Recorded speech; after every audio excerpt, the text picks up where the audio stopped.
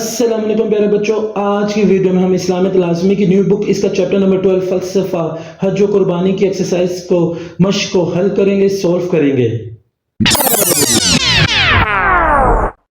مشق کا پہلا سوال ہے، درست جواب کا انتخاب کریں۔ پہلا MCQ سے مسلمانوں پر حج فرض ہوا، اس کا جواب ہے پیارے بچوں 9 ہجری میں۔ دوسرا MCQ سے عید الاضحیٰ کے موقع پر قربانی کا سب سے اولین مقصد ہے، اس کا جواب ہے اللہ تعالیٰ کی راہ میں اپنا مال دینا۔ تیسرا MCQ سے حج کے موقع پر احرام پہننے سے درس ملتا ہے، اس کا جواب ہے پیارے بچوں برابری کا۔ چوتھا MCQ سے 10 ذی الحجہ کو حجاج کرام مینا میں شیطان کو کنکریاں مارنے کے بعد فریضہ سر انجام دیتے ہیں، اس کا جواب ہے قربانی کا۔ آخری MCQ سے 5واں درج ذیل میں سے کن لوگوں پر حج فرض نہیں ہے، اس کا جواب ہے پیارے بچوں غلام۔ اگلا سوال ہے، درج ذیل سوالات کے مختصر جواب دیں۔ پہلا شارٹ سوال ہے، حج کے لغوی معنی کیا ہیں؟ تو پیارے بچوں جیسا کہ آپ کو نظر آ رہا ہے، آپ یہ جواب تحریر کر لیں، لکھ لیں۔ حج کے لغوی معنی قاصد یا ارادے کے ہیں۔ شرعی اصطلاح میں حج سے مراد مسلمانوں کا اللہ کی خوشنودی حاصل کرنے کے لیے مخصوص طریقے سے بیت اللہ کی زیارت اور خاص ایام مناسک حج ادا کرنا ہے۔ تو یہ آپ کے پہلے شارٹ سوال کا جواب ہے۔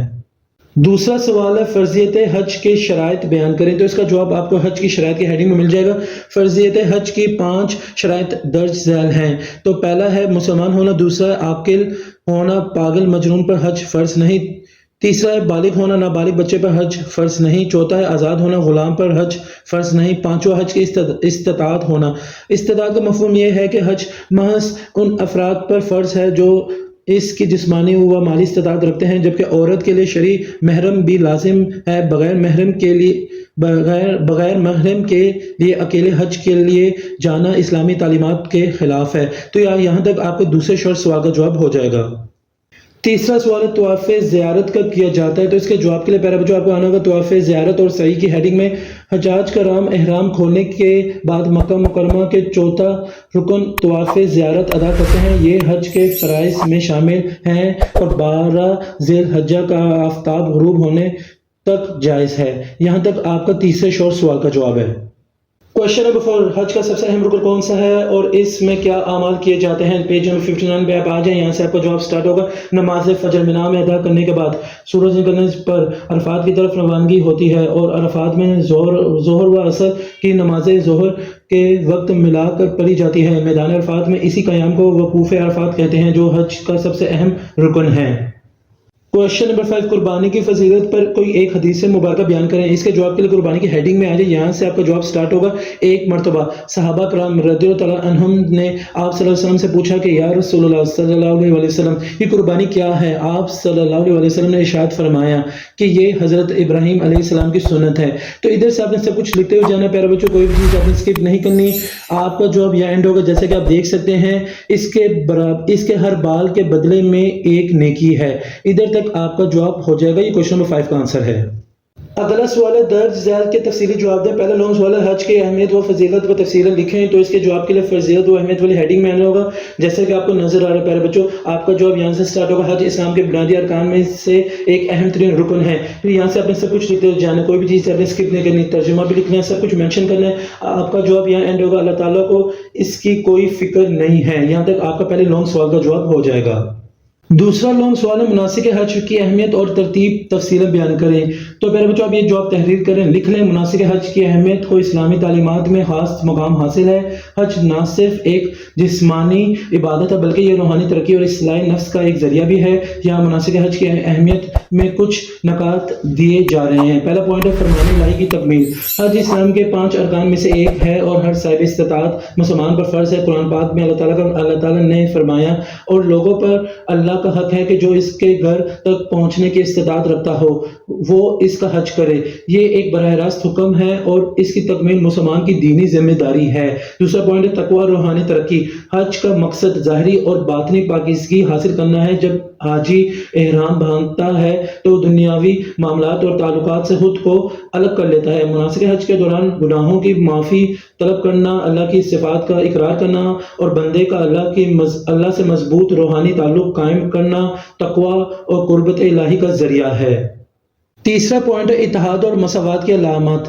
حج کے دوران لاکھوں مسلمان ایک جگہ جمع ہو کر اللہ کے حضور حاضر ہوتے ہیں، جہاں کوئی فرق نہیں رہتا کہ کون امیر ہے یا غریب، کسی کا رنگ کیا ہے اور کس قوم سے ہے، سب ایک ہی لباس میں ایک ہی انداز میں عبادت کرتے ہیں، جس سے اسلام کی تعلیمات میں اتحاد اور مساوات کی اہمیت واضح ہوتی ہے۔ چوتھا پوائنٹ، عاجزی اور اطاعت کا مظاہرہ۔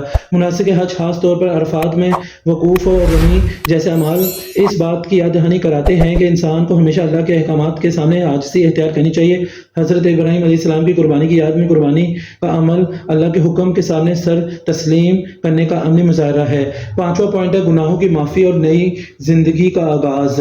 حدیث میں آتا ہے کہ جو شخص خالص نیت سے حج کرتا ہے اس کے گناہ ایسے معاف ہو جاتے ہیں جیسے کہ وہ پیدائش کے دن معصوم تھا۔ یہ حاجی کو گناہوں سے ایسے پاک ہونے کا موقع دیتا ہے اور اسے اپنی زندگی کا نیا آغاز کرنے کا حوصلہ دیتا ہے۔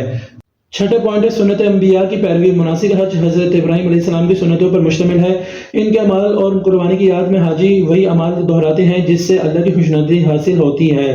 ساتواں پوائنٹ ہے یاد دہانی کی دنیا عارضی ہے۔ احرام پہننا اور سادگی اختیار کرنا اس بات کی یاد دہانی کراتا ہے کہ دنیاوی زندگی عارضی ہے۔ حج میں حاجی کو دنیا سے بے تعلق ہو کر اللہ کی طرف رجوع کرنے کا موقع ملتا ہے جو آخرت کی تیاری کا ایک بہترین مشق ہے۔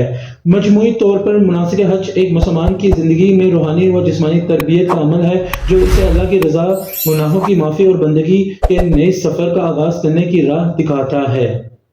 یہ سب کچھ لکھنے کے بعد پیارے بچوں آپ نے اینڈ میں آ جانا ہے احکام و مسائل والی ہیڈنگ میں، یا آپ نے یہ ہیڈنگ کو بھی منشن کر دینا ہے۔ آپ نے یہ ضرور لکھنا ہے یہاں جو کچھ لکھا حج 8 ذی الحجہ سے 12 ذی الحجہ کے درمیان ادا کیا جاتا ہے اور ان 5 دنوں کو ایام حج کہا جاتا ہے۔ پھر یہاں سے اپنے سب کچھ لکھتے ہوئے جانا ہے، پھر اگلے پیج پہ آ جانا ہے۔ آپ کا جواب یہاں اینڈ ہوگا پیارے بچوں، جیسے کہ آپ کو نظر آ رہا ہے مکہ مکرمہ میں مناسک حج کی تکمیل کے بعد حضور صلی اللہ علیہ وسلم کی بارگاہ کی حاضری کے لیے حجاج مدینہ منورہ روانہ ہو جاتے ہیں۔ یہاں تک آپ کا کمپلیٹ کوشچن نمبر 2 کا آنسر ہو جائے گا۔ تیسرا سوال، قربانی کی اسلام میں کیا اہمیت ہے، نیز حج کے معاشرے پر اثرات کا جائزہ پیش کریں۔ تو اس کا جواب یہاں سے سٹارٹ ہوگا۔ تیسرے سوال کا قربانی کی ہیڈنگ آپ کو پہلے بنانی ہوگی۔ ادھر آپ کو جو بھی شو ہو رہا ہے، جو بھی نظر آ رہا ہے، سب کچھ آپ نے یاد کرنا ہے، کوئی بھی چیز آپ نے اسکپ نہیں کرنی۔ اس کے بعد آپ نے ہیڈنگ بنا دینی حج کے عملی زندگی پر اثرات۔ یہاں بھی جو کچھ لکھا آپ نے سب کچھ یاد کر لینا ہے، کوئی بھی چیز آپ نے اسکپ نہیں کرنی، سب کچھ آپ نے مینشن کرنا ہے۔ اس طریقے سے آپ کے دونوں ہیڈنگز ملا کر آپ کا تیسرے لانگ سوال کا جواب ہو جائے گا۔ تو پیارے بچوں میں امید کرتا ہوں آپ کو آج کی ویڈیو بہت ہی پسند آئی ہوگی۔ اگر آپ کو آج کی ویڈیو پسند آئی تو آپ اسے لائک کریں، میرے چینل کو سبسکرائب کریں، اس ویڈیو کو زیادہ سے زیادہ اپنے دوستوں کے ساتھ شیئر بھی کریں۔ مجھے اس سے حسن شبیر کو اجازت دیں، اپنی دعاؤں میں مجھے یاد رکھیے گا۔ جزاک اللہ۔